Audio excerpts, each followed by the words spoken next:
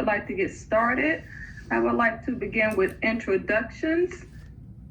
Rasan, can you take the presentation down so we can introduce our panel for this evening? And we have Ms. Oh, you're muted. Okay. Thank you. Good evening, everyone. We're going to get started because we want to be respectful of everyone's time. We have Ms. Annalena Costa, who will be interpreting for us this evening, and our presentation is also in English and in Spanish. This evening, we have myself, Diana Mitchell, Superintendent, and this is our listening session for the community for the 22-23 budget school year. Mr. Hassan, go ahead and introduce yourself. Hi, good evening, everyone. I'm Rashan Hassan, Chief Financial Officer for the Plainfield Public School District. All right. Mrs. Jones, you can unmute yourself. Hello, everyone. My name is Carletta Jones, Director of Human Resources. Dr. Beth Philippotis. Good evening, everyone. I am Dr. Beth Philippotis, and I am the Executive Director of Student Services. And I'm very excited to be part of this format. Dr. Jean Gordon. Dr. Jean Marie Gordon, Director of Curriculum and Instruction. Annalena Costa. We can't hear you. Because she's already in the translated side. Right. We'd like to thank Nick Gordon, the Technology Department, for hosting us on Zoom this evening. All right, Ms. Hassan, you can bring up the slides so we can go ahead and get started. Thank you so much.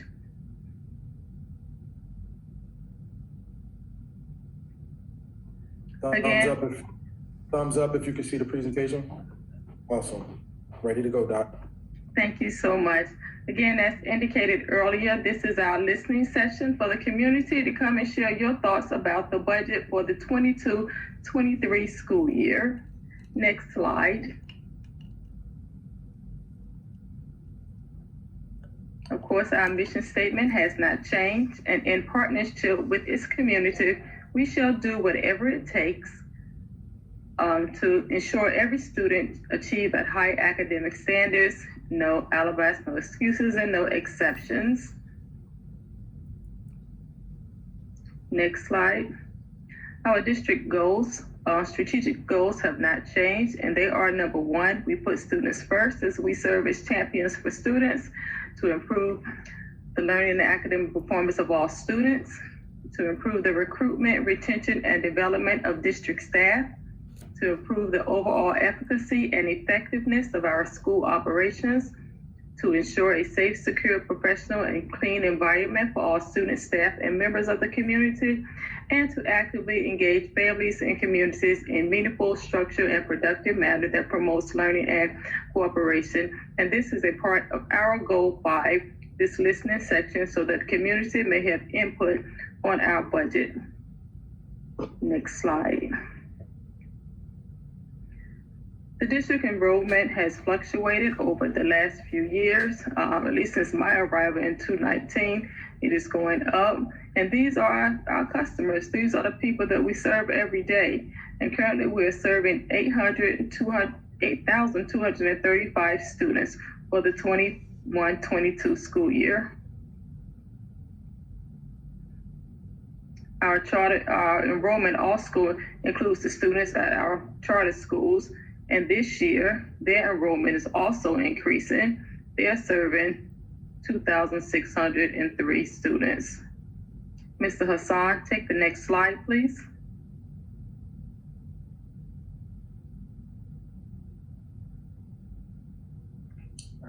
Thanks, Dr. Mitchell. So on this slide, we're gonna just share a little bit about the programs and initiatives that the district budgeted for in this current fiscal year, and that we've also been able to accomplish. So we have a total of 9 programs and initiatives. We're very happy about the curriculum updates that have taken place in the district. That's also led to the district purchasing a new textbook series. And those are things that we continue to look forward to doing next fiscal year as well. The district has just rolled out the SAT prep program at Plainfield High School. We've also made investments in instructional software, supported mental health and learning acceleration. And that was done through the federal grants we received for ESSER and ARP funds. The district is also engaged in $13.6 million worth of construction projects to help improve our facilities throughout the district. Some of those projects include marquee signs that are being installed at all of our district schools, upgrades to bathrooms, HVA systems, which includes air conditioning and boilers as well. The district also entered into a 5-year lease agreement with Apple to help us provide a one-to-one device initiative for our students throughout the district. We're also moving forward at this time, exploring options to implement a new financial software to help improve business operations and make sure that we are operating as efficiently as possible. And number 9, which is very, very important for the district, particularly from a financial perspective, is the contract settlement for PEA, which is the Plainfield Education Association. That's already been completed. And the district is moving forward with entering into contract negotiations and discussions with PASA.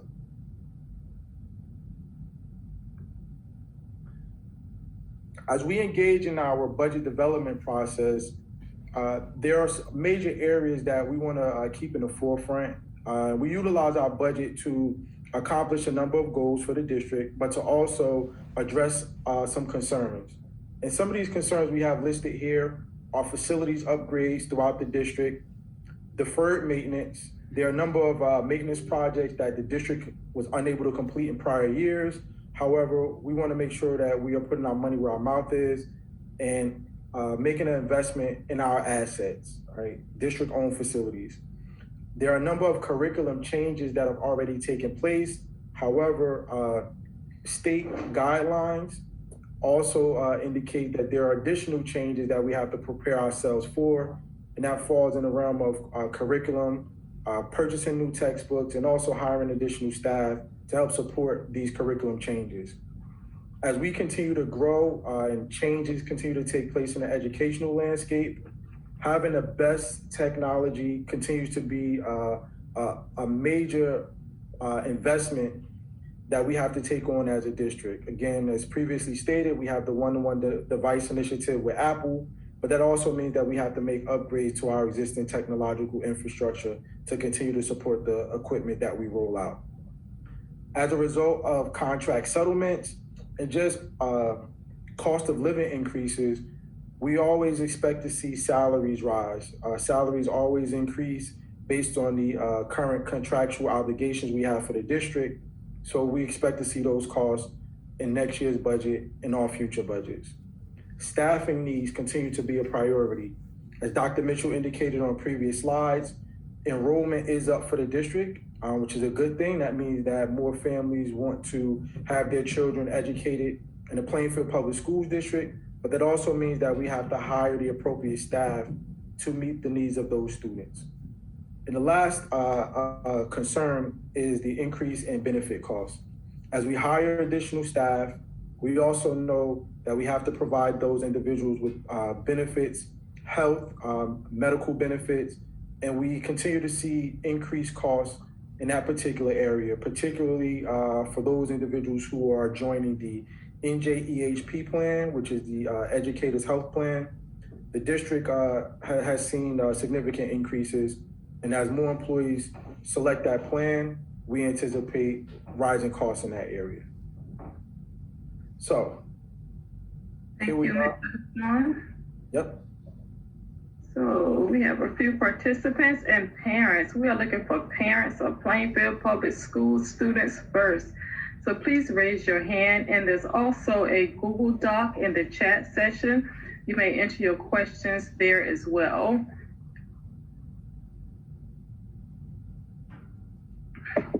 Mr. Hassan, do you see any hands raised? Or anything in the chat? I don't see anything in the chat right now, Dr. Mitchell, but Mr. Gore, can you tell us if there are any hands raised? No, there are none at this time. Okay. Well, we'll just keep on going. Dr. Philippotis, will you talk about some of the things we're doing to support students' mental health being in the district? Thank you so much. And I know that was a part of our budget for this year, and I'm sure we'll continue some of those efforts for next year. Right. We prioritized making sure that we take care of all the social and emotional needs of our children as they came back to their first full year in person after, as we know, difficult times. So we have different screening tools and curriculums, and all of our social workers have been trained, and we're just making social emotional learning bringing it to the forefront of every classroom. The students have access to what's called the Silas platform, and they are able to make avatars and software and actually tell stories with their avatars. And each week they address a different topic, such as self-awareness or self-esteem, feelings. There's always a topic, and then kind of, a discussion, and then the students are able to use their own creativity to explore how they're feeling using the Silas software. And we look forward to showing everyone some of their great videos at a board meeting towards the end of the year. But that's been sort of the main focus of the social emotional component. But we also have a lot of wraparound services. Counseling is available to any student that needs it or wants it. We have had a few proactive events such as yoga, wellness events for students after school. We had a very successful town hall for parents, 2 of them, and we're going to have, we're planned 4 more actually, where parents get on, and it's almost, it's like a group session where parents really share what they've been going through with their children and what they need to see happening as far as social emotional learning is concerned. So between screening and training and just addressing it and talking about it, social emotional learning has really been a key part of our effort this year, and it was a part of last year's budget as well. I think Mr. Williams has his hand up, so we can get Mr. Williams to come over into the. Okay. Is it on yet? That's the only hand I see up right now.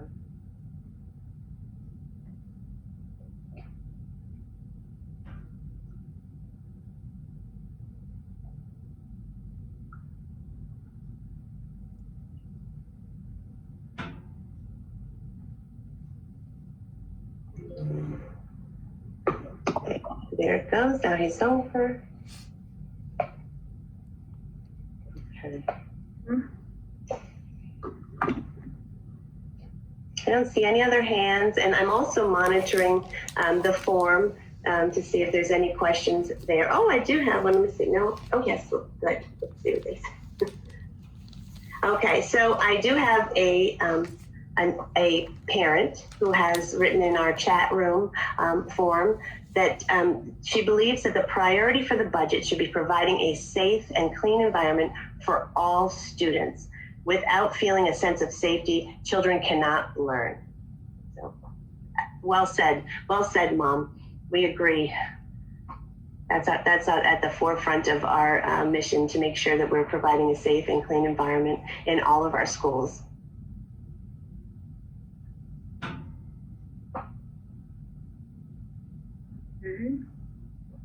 Well, we've been working on curriculum materials for the last year or so. Dr. Gordon, you can have 5 minutes to talk about our new curriculum series. I know we talked about the series and then doing board meetings, but you have 5 minutes, Dr. Gordon. Go ahead.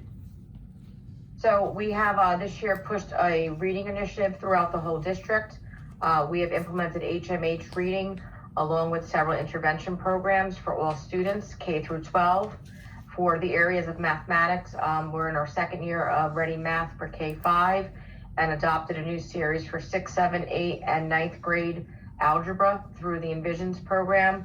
And for the fiscal year 23, we will be adopting a K-5 science curriculum, focusing it on STEM, as well as thematic units for social studies K through 8. And we already have a push for STEM in grades 6 through 12 with STEM scopes for science, and we use McGraw-Hill for social studies. Along with our curriculum programs, we have also began to develop schedules to include what we call win periods for our students, which is additional support time. And next year's push is writing across the curriculum to teach students to write throughout different types of genre of material, whether it's fiction or nonfiction. And additionally, many after-school programs, including our STEM Academy, which Recording started last in week. progress. Our STEM Academy, which started last week. Our night starts this week through Dr. Filippatos's office. We are offering several layers of tutoring for students for interventions. And as well, we'll be looking at opening a visual and performing arts after school activity as well, moving forward through next year, and our summer programs as well. Thank you, Dr. Gordon. You're welcome.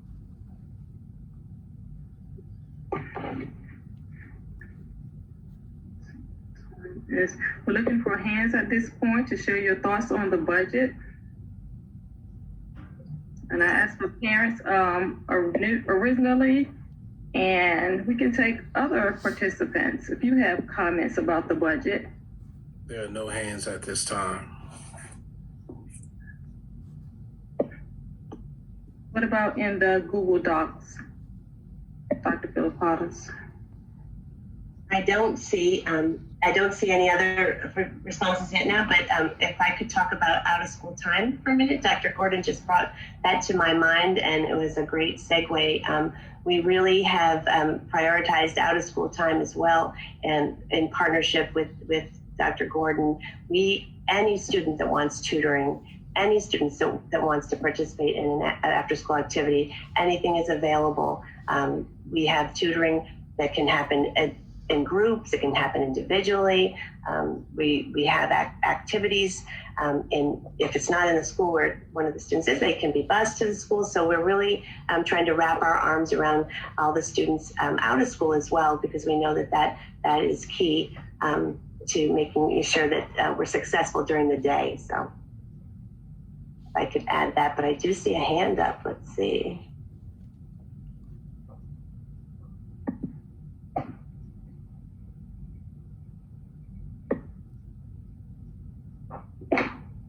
Go ahead, whoever has the hand up. Parents. Dr. Cooper has her hand. She's the first one that raised. Go ahead, Dr. Cooper. I have Linda Reed. They both have it up. In addition to what's best stated about the out of school activities, I just wanted to make parents aware that we also have, in many of the schools, I know at Cedarbrook, we have the Saturday Academy that incorporates academics and extra activities to help the kids re-engage in school. And it seems to be very successful, and the kids are really, really enjoying it. Thank you, Ms. Reed. We definitely want to keep those type of initiatives going for our budget next year too, because we know students lost a lot during the pandemic, and we want to provide them as many opportunities for makeup as possible. But thank you. I'm glad the program is going well at your school. Dr. Cooper. Yes, I was just thinking about perhaps, I don't know if it's possible this time around, but for next year or the following year, that we think about incorporating funds for parents who don't have access to the after school program because they don't have transportation. If we could somehow incorporate that in our budgeting, because we missed out on a lot of kids participating because of transportation.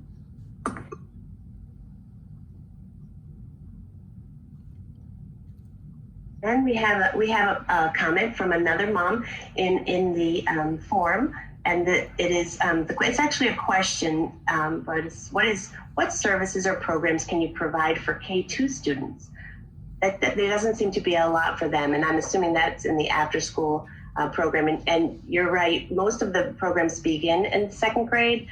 For K and 1 students, we do have partnerships with the YMCA and several centers for wraparound care. And then, we have workshops with parents as well, but direct after school programming for first and second, for K and 1 is not as readily available, but I will take that as a concern for the future. And also note that K students and first grade students can have tutoring. So if a parent wants to sign up for tutoring for their young one, we do have expert tutors who can make it fun and really engage with the children as well. And we also have the K, our summer program is K through 12. Right, good point. And I have another parent that just weighed in, and they state that it is crucial that our district remain competitive with other districts regarding salaries and benefits so we can attract qualified teachers. Would you say that our district is able to do this? And if not, how will the budget address this need? Great question. So Are we Yes. answering that? So I think our budget will address that in 2 ways. The first is making sure that we meet our contractual obligations. A lot of work has gone into a new contract settlement, which has been reached between the district and the Plainfield Education Association, as mentioned earlier, where the district is now moving forward with those contract negotiations with PASA as well.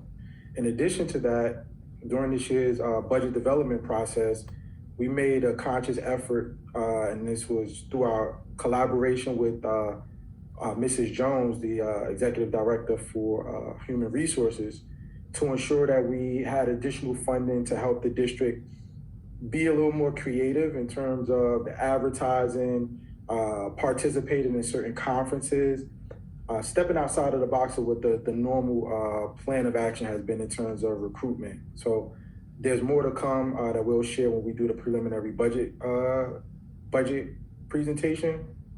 But those conversations have taken place, and we are prioritizing that in next fiscal year's budget.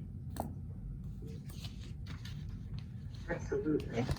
Thank you for that, Mr. Hassan. We know that, we just closed negotiations with the teachers union, and our board did a great job of negotiating so that we are competitive with our surrounding districts.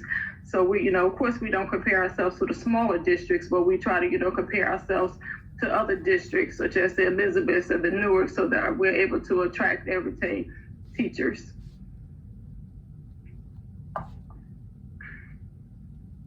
There's still no hands amongst the participants. It's okay. I know they're thinking of questions. And we will leave our forum up, and we'll keep it posted on the website so that if you think of something later and you want to plug it in, we always appreciate your comments. The Student Services Department actually keeps an open parent comment form always available, so that if you ever have anything to say to us and you want to weigh in or ask a question, you can always do that. But this budget form will remain out throughout the whole budget cycle. So we do. It doesn't end at the end of this event. You can keep giving your comments, especially if you think of something later. Come on, parents, this is your opportunity. We want to hear from you. And the questions, the comments that we're getting, we're taking notes, and they've been great comments, and we're going to take those all into consideration during this whole budget planning process. Very good. We have another comment. And it says, thank you very much for hosting this session and for the thoughtful exchange thus far. Would it be possible for someone to speak to any planned structural improvements, specifically to our more historic schools in the district? You most certainly can, and we know that, we're unique in Plainfield. I think, what is it, Mr. Hassan? 70% of our buildings are close to 100 years old, and we know that, we have our new facility coming, the Charles and Anna Booker School, in 2023, And the state is certainly aware, of our concerns in Plainfield, but please go ahead and make your comments about our facilities. And also, Dr. Mitchell, we are on the tail end of our of developing the district's long-range facilities plan, which was it's a 5-year plan that will highlight much-needed capital improvements. We've already completed the facility walkthroughs. We have scheduled focus group sessions with all of the building leaders to provide input in regards to their future vision for their school building. So there's a lot going on, and that plan, once completed, will be used to guide future construction and facility projects for the district. Excellent. And we have another comment. As you indicated in the first few slides, enrollment has continued to increase. We have a large number of Spanish-speaking students. Do we have sufficient bilingual teachers to meet this demand? We are certainly working on our recruitment effort of not only bilingual teachers, but all teachers. Not sure if you're aware, there is a nationwide teacher shortage, and we've putting in extra efforts to recruit teachers across all categories, especially bilingual teachers.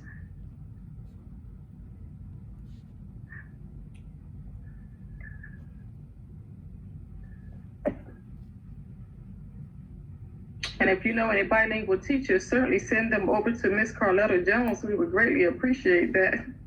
And our recruitment efforts is also up on our website as well.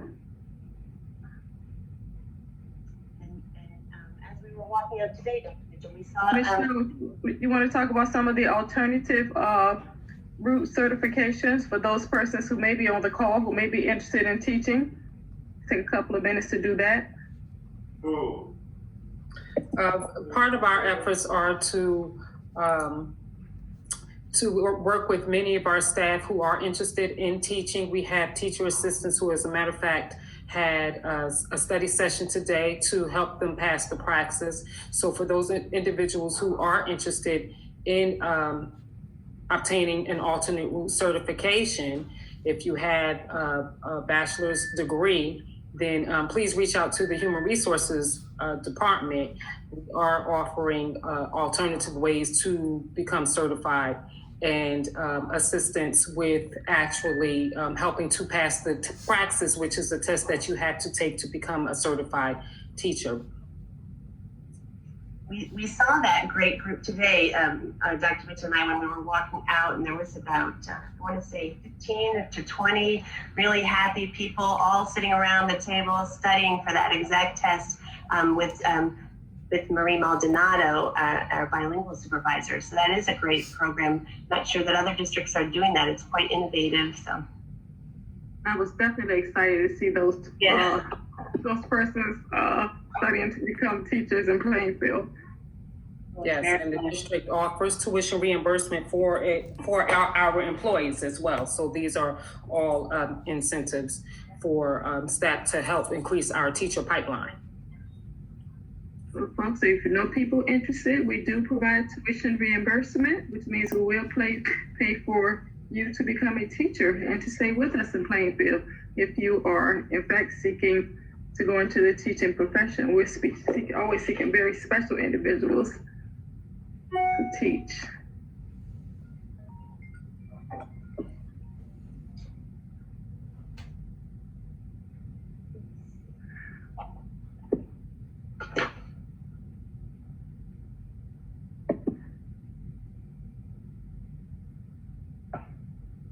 So we talked a little bit about our facilities upgrades. We talked about our curriculum upgrades. We talked about some things we're doing for student social emotional wellness.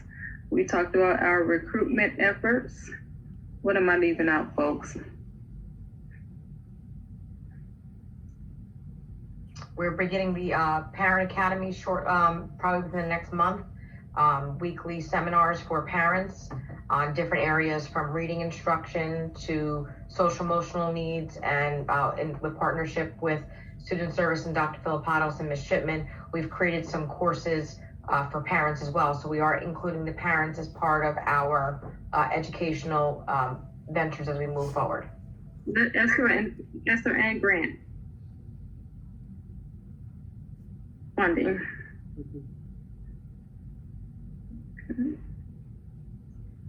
Well, I'm just going to say that I'm very glad that we're not talking about a certain pandemic that we seem to be moving out of. We did have great news today from the CDC that Plainfield is moving into the green, which means we're having very low spread, which means next week, if the New Jersey Department of Health gives us the go-ahead to be in green, then we will be taking our masks off next week. And it is wonderful that we all work together so well between our custodial staff who kept our buildings completely spotless, and our nursing department who is vigilant and 24/7 contact tracing, and just every teacher, every principal who practiced all of our mitigation efforts. I think we really did the best that we could and came through a very difficult time. So yes, when we go into the green, which we anticipate because the CDC is hinting as much, that would be next week. Masks would be optional. Of course, we will always, if someone wants to wear a mask, that is certainly their choice, and probably masks will be part of our life moving forward, but they will be optional when we go into green. So I'm glad that we can not talk about that. So that's wonderful. That being said, we are budgeting for all of the necessary health department. We have a robust Office of School Health, and we have all the resources in place to continue any mitigation effort that's needed. And thank you, Dr. Philippolis, for letting us know that masks, if we go into green, it will be optional, and there will be no mask shaming by anyone.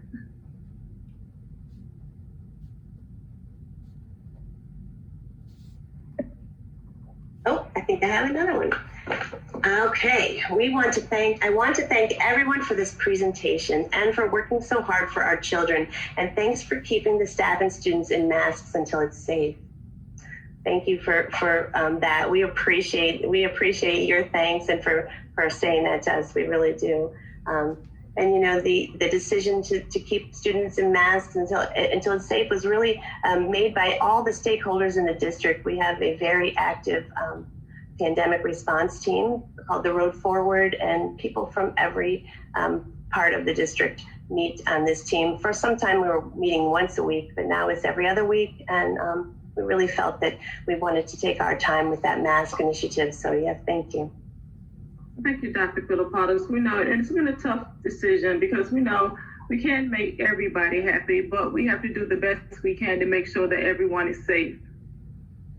I mean, the Road Forward team has been doing a great job of keeping up with the science, the policies, working with our health officer, Dr. Nazir, working with our Union County Executive Superintendent's office. It's just been a real journey in getting to this point, but the main goal, as always, is to keep everyone safe.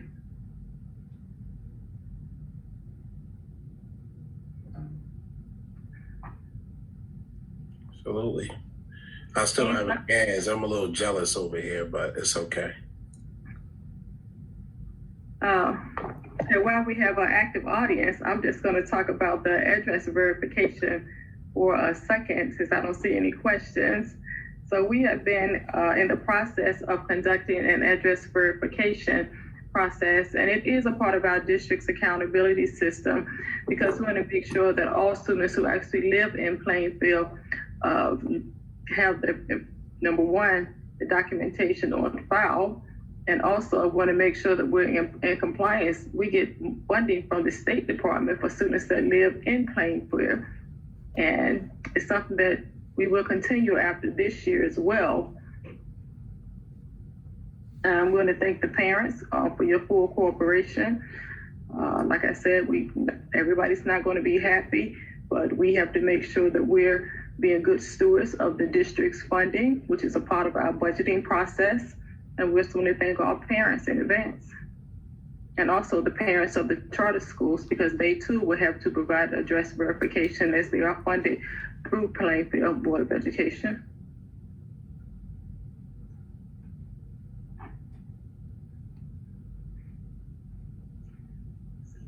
hands.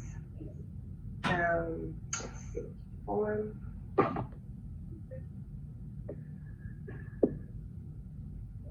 We're talking about the budget, folks. We're taking questions and comments.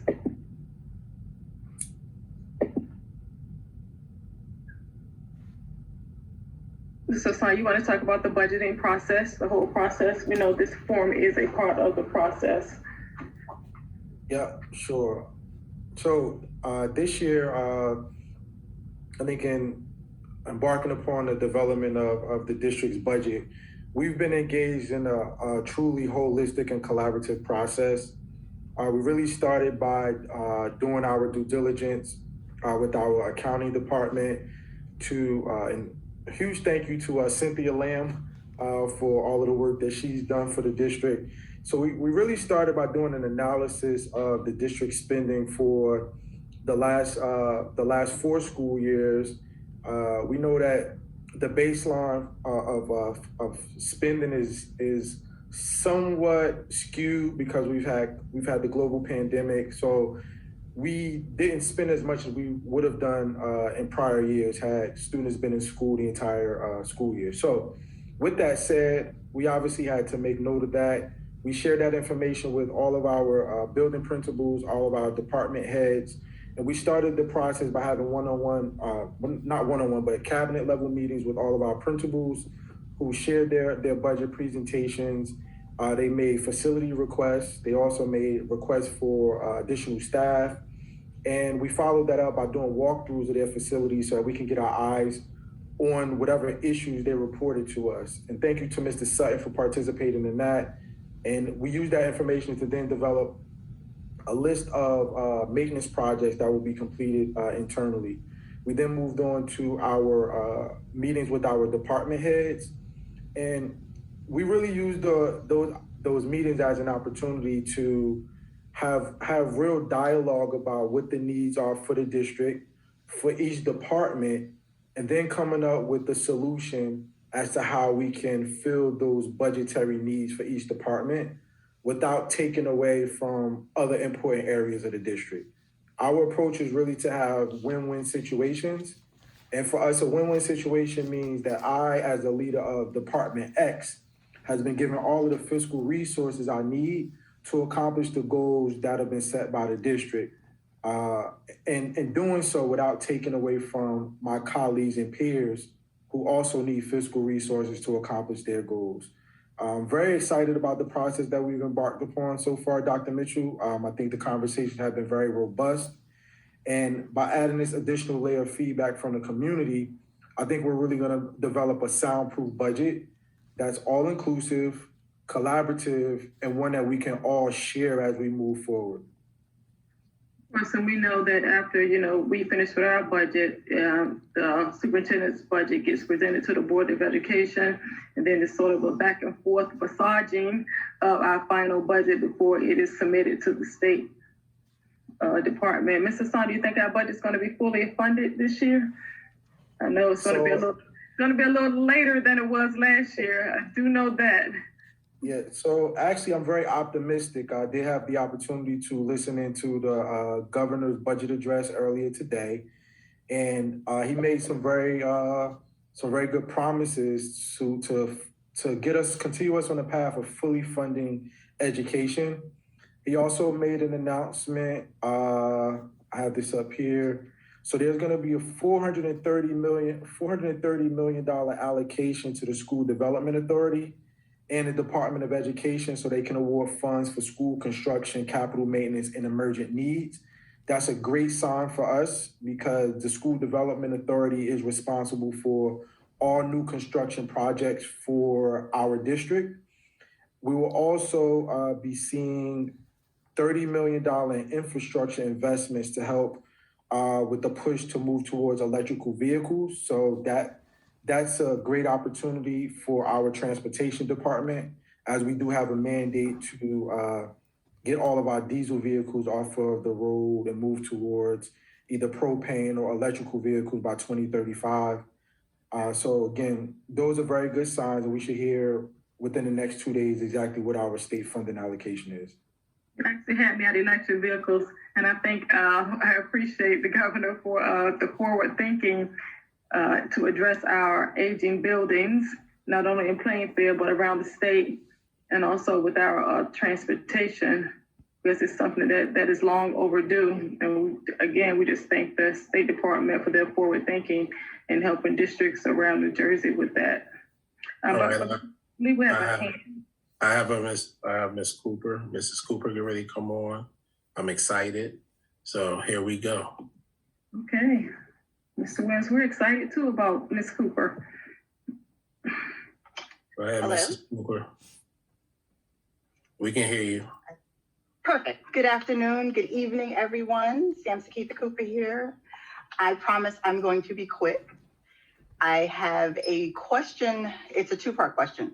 One is charter schools. I heard you mention us working together, collaborating, bridging the gap. They're here. I wanted to know, do we have any new applications? And the second part of my inquiry tonight is, I know that there are pilot programs that have been created by the mayor.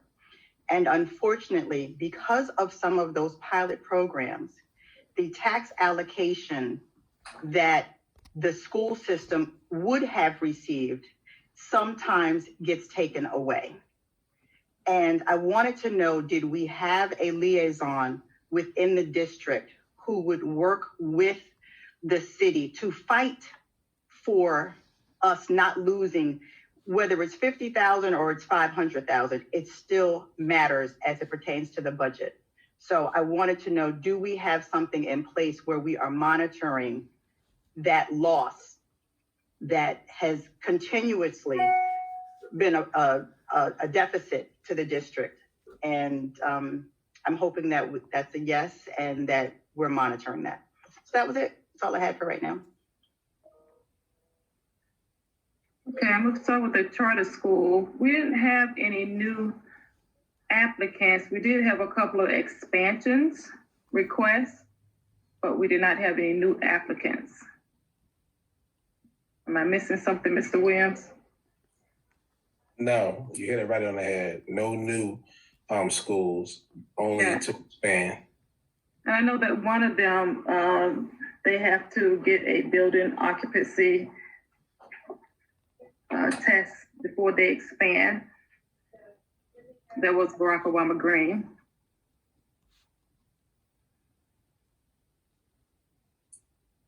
Okay, how does that affect us financially? Does that pull from our budget? Because I know there are some people who don't understand that the Plainfield Public School District budget encompasses the charter schools. So there is a chunk, and it's, last I knew it was over 25 million. So with the expansion, how does that hurt or help us? And is there something that we can do? I know we're working on grants. I'm happy to hear Mr. Hassan say that there is some money that's going to come from the government allocating money to us, for construction, new projects, et cetera. But is there something that we can do? And when I say we, I mean we as a community, we that may know people are able to talk to certain organizations to make sure that we are still fully funded and not cut short because of the expansion of the charter schools. Of course, whenever the charter school grow, of course it affects our budget. And I showed a slide earlier when the presentation first started on their growth as well as our growth. But we as a district, we are on target. We're improving our curriculum. We're improving our building. We're improving our programs. We're providing more opportunities for students. So that's how we can, better and keep up with the things going on in our district. Okay, well, I thank you all. I know you're all doing as much as you can in what I call a restrictive environment due to the pandemic. So I thank you all. And if there's anything that I can do or, something that I can submit or send out or rally to get us moving forward in a positive direction, I'm here, and I hope that others that for those who are supervised. Okay, can you handle that? Thank you so much, Mr. Williams, for handling that correctly. Thank you, Ms. Cooper. We appreciate your support. I'm here. You're welcome. Thank you. Yeah, we always appreciate your comments. Thank you so much. And we do have another comment in our chat room. This one says, thank you again for this presentation and for the transparency with the budget. I have heard some teachers seeking grants to purchase needed items for their class. What is the process for a teacher to request from their principal for things that are needed in their class? Oh, Mr. Williams knows the answer to Mr. that. Williams hand went up one time. When I was a teacher, hello, this is Diana, but go ahead, Mr. Williams. So I speak principal still. So one of the things Plainfield has always been in the 16 years that I've been here, have never been a loss of providing supplies to teachers. And more specifically, when we talk about the last 2 years, as we go through the pandemic and the additional funding that we have received, there's no reason why any teacher would need to go on GoFundMe or anything else to get supplies for students. The process is they put in a request with the building principal.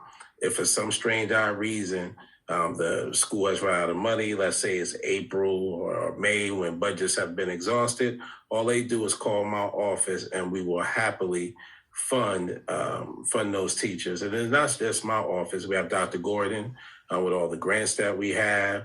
We have Mr. Hassan, business administrator that can find funds. There's no reason for any teacher to have to reach outside to get funding. So when we see that, we immediately address it, and it usually comes down if we know ahead of time, in enough time.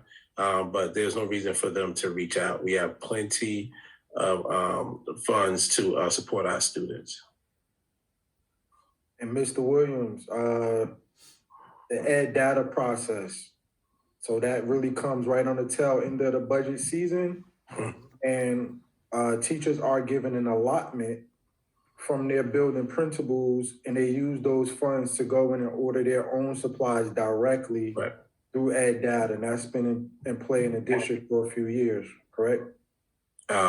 Since I've been here for 16 years, and it has been as little as $100 to, in some buildings they give up to $400 per teacher to order their supplies. But no matter what that number is, what it comes down to, if there's something that the teacher needs, they go to the building principal and it will be funded as long as it's going to have the potential to increase student outcomes.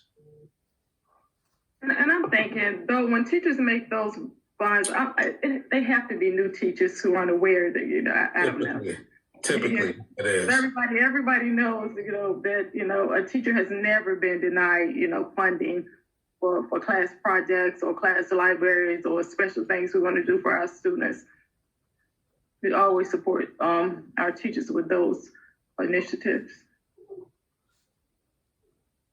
So I know right now I still don't have any hands up. I know we have approximately 6 minutes left on the town hall. So if you have any comments, please put it in the chat. We'll gladly answer it. But there's still time to raise your hand and we'll address your questions.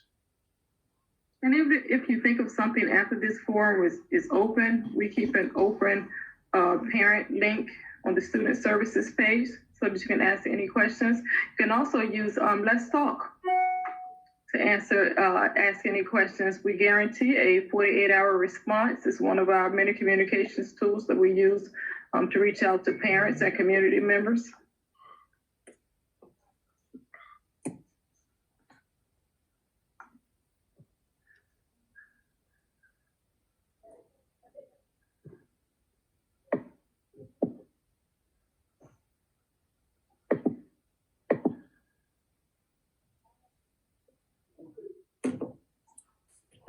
Wow. I guess we did is that a new chat? I see something in Spanish. No, that's Elena Cox. Okay, all right. She's on the job, boy, I tell you.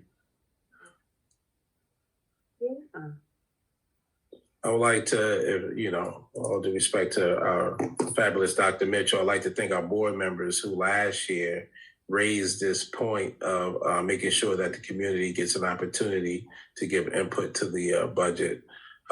We've always, legally, we have to present it to the community, but this is one of the first times since I've been here where we've had a town hall or a forum where we can get feedback from the community prior to the release of the budget. So. Thank you, Mr. Williams. This previously it was embedded into our meetings, but I think parents and community need their special time because they don't have access to us 24/7 like the board and other people. So we have to have a time for parents to give feedback, and this is their time.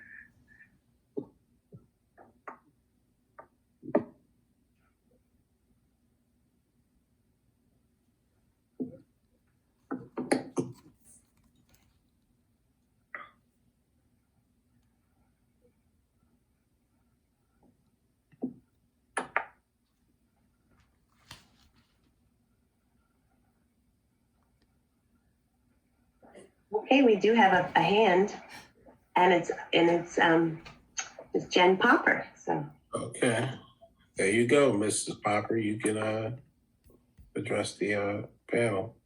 Hi, everybody. I just have a quick question. Mr. Hassan mentioned that their preliminary budget would be presented soon. I didn't catch the date. Was there a date? Yes, that is actually slated for the upcoming board meeting. Oh, so on the 15th. Okay, perfect. Thank you. I was talking, Mr. Hassan. It was on mute. Yeah, so please make sure you're at the budget meeting on the 15th.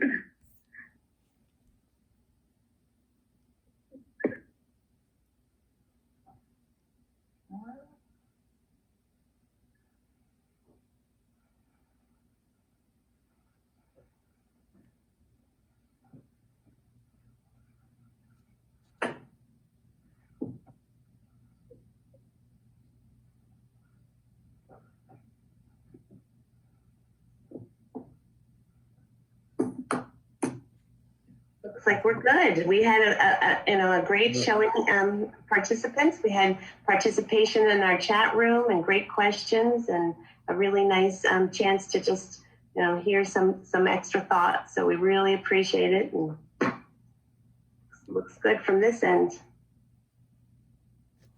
Okay. So I'm just going to do a shameless plug again about the address verification process. Please make sure it is an ongoing process.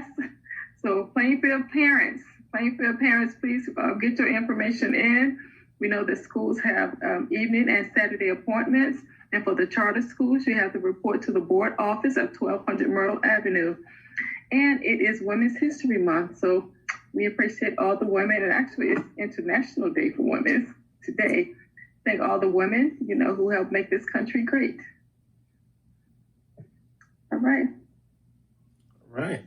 Thank you, everyone, and have a fantastic evening. Thank you all. Have a great evening.